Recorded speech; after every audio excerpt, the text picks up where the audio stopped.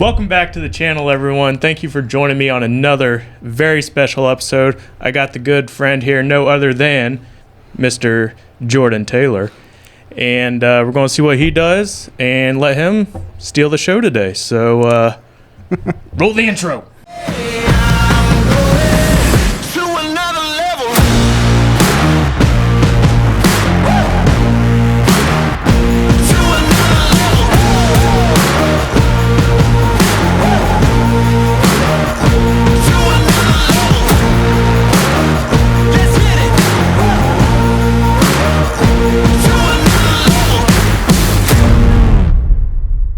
What's up, Chris? How you doing? I'm doing good. How are you? I'm doing fantastic. For those of you that obviously don't know me, this is the first time I've appeared on Chris's show. My name is Jordan. I am a content creator on my YouTube channel. I am also a streamer on YouTube. Been streaming for about 5 years now, and that's what this show is going to be about. I'm going to talk a little bit about how to get started streaming and what equipment you need, and basically how to go about it. So that's what we're going to be doing today. If you've noticed, we're not in the normal studio in my corner of the barracks room, but instead we're in his corner of the barracks room now. Got all this fancy computer equipment, all these nice lights, so it looks really good on camera. So you wanna show us what all it takes to get started live streaming on YouTube and having that sort of niche going on. So what do you got for us? So when it comes to live streaming on YouTube, there's a lot of different tiers, not just YouTube, for other platforms, Twitch, Facebook. There's a lot of different tiers that people normally start out with in streaming. The most common is streaming on a console, being a PlayStation or an Xbox, something like that manner. When it comes to streaming with that, realistically, the only thing you need is the console in itself and then a microphone. Easy day to start. You don't need any kind of software programming. You just go live on the console and you create an account with the website you want to stream on, be it Twitch or YouTube or Facebook. You do have some decent equipment I see here now. Like you said, a lot of this isn't really highly necessary, but it definitely helps, don't it? 100% it helps.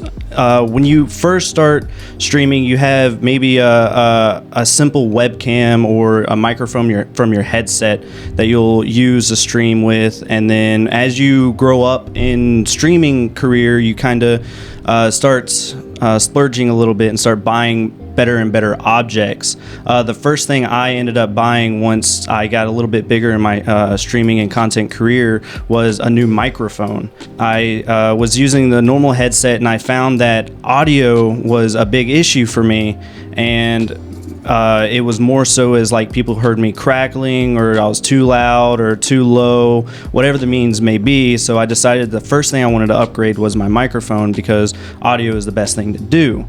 I upgraded to more of the blue style microphones, which would be like the blue Snowball or the blue Ember. And then I upgraded, along with the blue Ember, I upgraded to the Go XLR. And then along with both of those, my audio quality shot up and I started to feel a little bit better about speaking on camera. Learning how to talk in front of the camera is definitely a skill of its own. People really don't realize how awkward it is until they start doing it. Yeah. It is very easy to speak with somebody in the room, speaking to person, but then when you start talking to a camera, talking to your gameplay kind of thing, that's where it comes a little bit difficult, because you're not only just talking to yourself, but once you start getting into the chat aspect of YouTube or Twitch, you start realizing there's a delay when talking to people. They'll type in chat and then you have to talk back, but that might have been 30 seconds ago, so now you're backtracking with the conversations that you have. Yeah. Now, although, would you find it a little easier to be talking on live stream because you feel more yourself? Like, you're not really worried about, like, with videos like this, editing, cutting, making sure it's as perfect as possible, but you feel like more relaxed when you're live streaming? To be honest with you, no. Whenever I go live, because everything you do on the internet stays on the internet, so you end up wanting to kind of put on a show, put on a personality. I myself am not a very super energetic person, but in order to keep people's attention, keep them in your streams, and to have more fun with people, I have to step out of my comfort zone and be more interactive with a bunch of people that way. Yeah, audio, that's half of any video. So what about the video aspect? What you got? So when it comes to video aspect and streaming, there is a thing where most people are like, you don't really need a camera in order to start streaming. And that is very true. There are so many people who join streams that people do not have a video camera. What's blowing up on YouTube right now are VTubers. And what it is like little animated characters on screen that doesn't even show who the person actually is, and that makes people feel more comfortable. However, there is another aspect of where people do want to see who they're communicating with and who they're talking to while on stream. So when you start streaming, a good one, if you have a laptop, is the laptop camera on the laptop itself. That'll get you started. But there are also other cameras that you can use that maybe you even have right now. Your iPhone. Your iPhone camera is a very good camera to use while on stream. And there's a bunch of videos out there that show you how to do that and get you started with just streaming with your phone. If you want to upgrade a little bit more, I recommend the Logitech Brio. By the way, not a sponsored video. I had to put that out there. I recommend the Logitech Brio because it is almost an entry-level webcam. Right above the C920, but what it is, it has a wider field of view, being a 90-degree field of view compared to the normal 75-degree of a normal webcam. And this will capture more of you and more of your background, which is also another good thing to do, is have a customized background in the background to show more of your personality. So my favorite things are cameras. All right, we'll get into cameras now.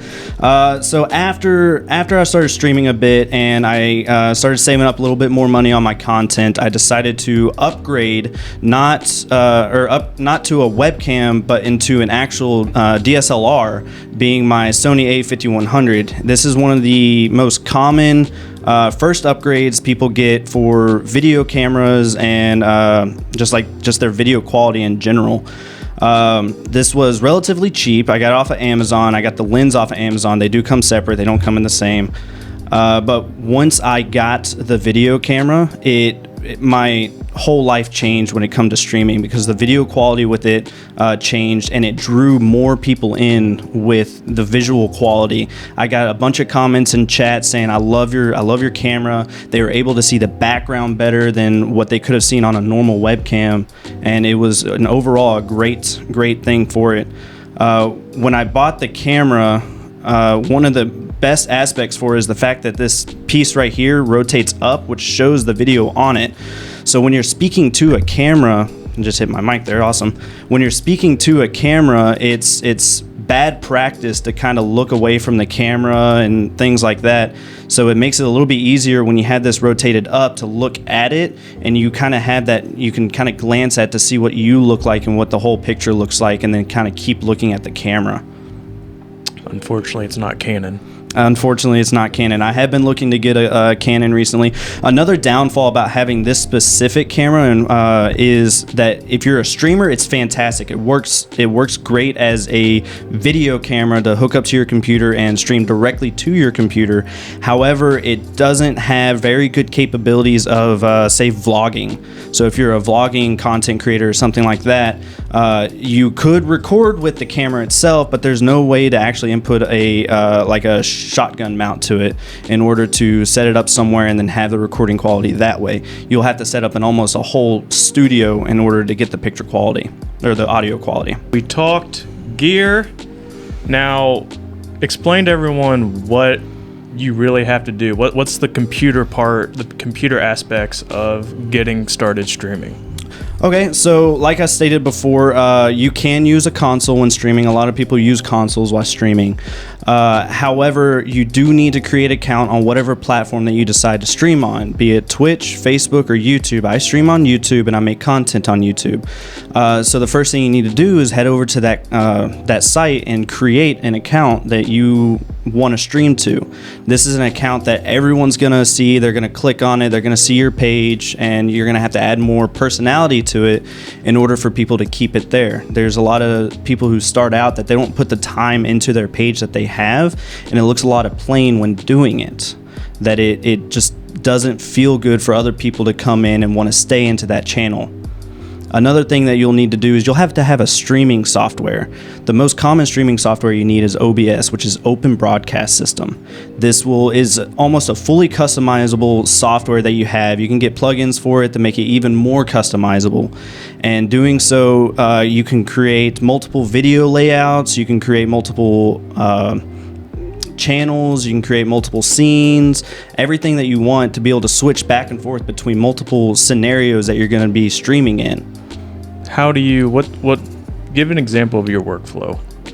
So normally I will get ready off camera. I'll make sure that I feel good. I want to be able to sit down for hours on end and being able to have full conversations with people. I'll relax before I do it. That way, but when I go on camera, I don't feel so sluggish.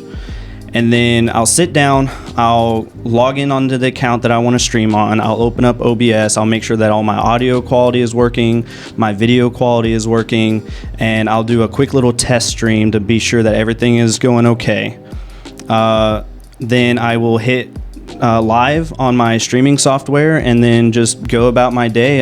Normally I'll start off with like a just chatting kind of stream, that way when people start joining, because most people will get notifications that this person has gone live, they'll click join, and then you'll start having a conversation with those people, and then you'll get into the more the aspect of the gaming portion or whatever channel you're in. All right, that's all the basics on getting started live streaming. Link in the description for this guy's channel. Go check him out, subscribe, like his videos, good stuff. And I'll see you guys in the next one. Say bye. Goodbye. Bye.